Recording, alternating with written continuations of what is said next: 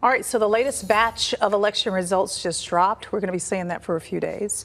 There's still a lot of major races that have not been called still. Yeah, most of the races are within just a few points or just a few thousand votes.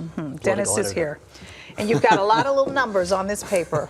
I've got some numbers here on this paper. I've basically been focusing mostly on the governor's race right now because that is the one that's really it's the biggest race that is still very, very, very tight at this point. Now, the latest drop in numbers here, what we got was we got about 42,000 votes for Katie Hobbs. You got 35,000 votes for Kari Lake. So what does that mean? That drop breaks down to 55% for Hobbs, 45% for Lake. Now at this point, you know, if you're the candidates in this race, you want to be winning all of these drops here. Yes. You know, no matter by how much, you still want to be on the winning side of that. Now this basically pushes Hobbs's lead now from about 19,000, just under 20,000, to just under 27,000 votes. At this point. A reminder, though, we still have a whole lot of ballots that still need to be counted. And we've got a lot of other races, too, that are going to be changing as well. You know, if we want to start running through some of those. Yeah, we have them. Yeah, we want to start running through some of those. And that's that U.S. Senate race there. You can see there, that's, you know, Mark Kelly has opened up a little bit of a lead there, you know, 52% to 46%. Now, Mark Victor, if you remember, he's the Libertarian candidate that dropped out at the, you know, in the 11th hour of this race and endorsed Blake Masters, but it doesn't look like those 43,000 votes that he got would have helped Blake Masters a whole lot at this point.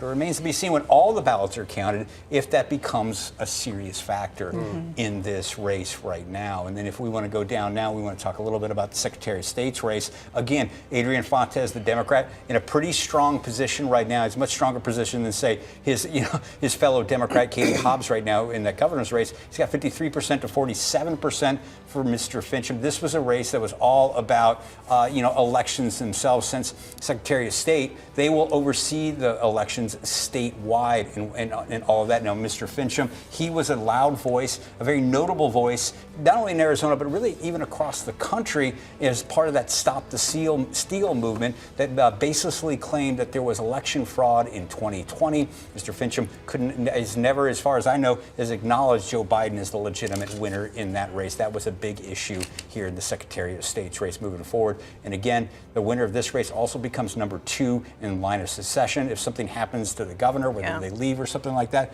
they move up and they become governor. And Arizona has a long history of that. The Attorney General's race.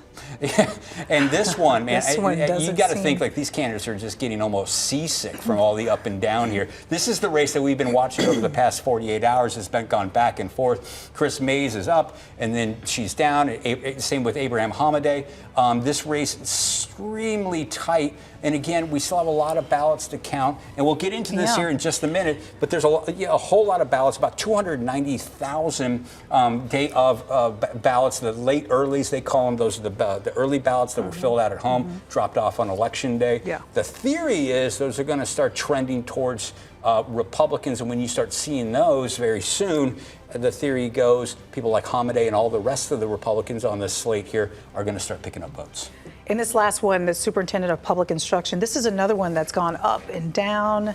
Hoffman was up at one point, Horn was, and now, I mean, at the end of the day, we're 50-50 here. Yeah, and Tom Horn, this is his bid to get back into public life. He'd held Superintendent of Public Instruction. He held that post before. He went on to become AG. He was voted out in a primary. In fact, it was Mark Brnovich, the outgoing AG, who actually defeated Mr. Horn in a primary a couple of cycles ago. And this is a case of like a lot of money here. Tom Horn was able to spend more money than Kathy Hoffman. Kathy Hoffman was running as like a clean elections candidate, and you didn't see a whole lot of campaigning from her, like on television or anything like that. Again, very close, and she may be in the most vulnerable position here, particularly now when you start looking at that idea that those late earlies that we should start seeing here really soon are going to likely trend Republican. That's still, we have to wait and see if that happens. It's a theory, yes. It's a theory. Okay, we got one more. Do we want to show, Kylie? This last one, Maricopa County Attorney. This one's been pretty consistent. Yeah. This has been pretty consistent. Rachel Mitchell, Julie Gunnigal. Remember, Julie Gunnigal tried a couple years ago. She failed to get that office. This time around, she made another run. She made a lot of noise by saying that she would not enforce any of the new abortion bans that were, after the Hobbs ruling in May. Rachel Mitchell, consistently, she's the Republican. She was the one saying that you get elected to enforce the law. That was a major, major issue in this race, was how were they going to tackle the new abortion laws here in Arizona. And Dennis, I think it's important to point out, we're in the thick of this as the media, but just to put it simply, I mean, here we are at Thursday, but Friday, Saturday, and Sunday, this is what's going to happen throughout the weekend. These little ballot drops, and the numbers are going to change slightly, but this is how it's going to be. And we were just watching, Chairman, Maricopa County Board Chairman Bill Gates. He was given an interview to CNN here just recently, and what he started saying was, what you're going to start seeing tomorrow is those late earlies again. You're going to hear me, you guys are going to be talking about this for the rest while these ballots are counted. Yes. He said you're going to start seeing those tomorrow. And the reason why they think that those are going to trend Republican is they look back to 2020, and those votes did tend to vote Republican. Now, for Donald Trump, he didn't win them by as much as he needed to. Obviously, he didn't win the election here. But that's why they think that this year there's going to be that kind of a trend. And on that point, earlier in the newscast, we heard from Kari Lake, and she predicted that this new ballot drop that we just got was going to break in her favor. It didn't. It didn't. It did. Katie Hobbs added 7,000 votes. But in Kari Lake's defense, we haven't yet got to those late earlies, right? No, and again, we were explaining here about a half hour ago, there were 17,000, what they call the Box 3 ballots, right? What are the Box 3 ballots? Those are the ballots that voters that were trying to vote on Election Day that couldn't get their ballots tabulated because of the printing problems and the tabulation problems going on. They were given provisional ballots, and then they dropped them into a box. Those are the Box 3 ballots. Now, there are about 17,000 of those. Now, if you look at the trends from Election Day voters versus early voters, those are probably Republican votes. Highly Republican votes. Those are going to trend really a big time her way. Now, when you're looking at a 26,000 vote lead, 17,000 votes right there, that could eat up a big chunk of Katie Hobbs's lead. So, we've still got a lot of race left here to go and a lot of ballots to be counted. So for the folks, put it very simply, who just want to know what the heck, why is this taking so long? Put it simply for them, why?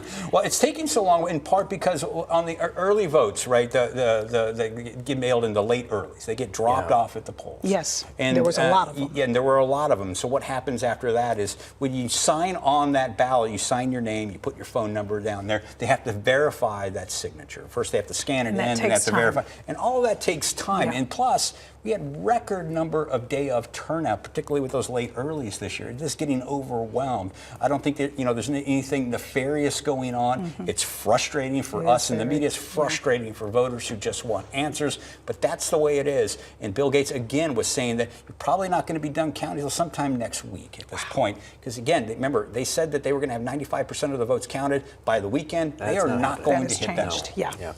All right, Dennis. It's longer days for us. Yeah. And but we're ready for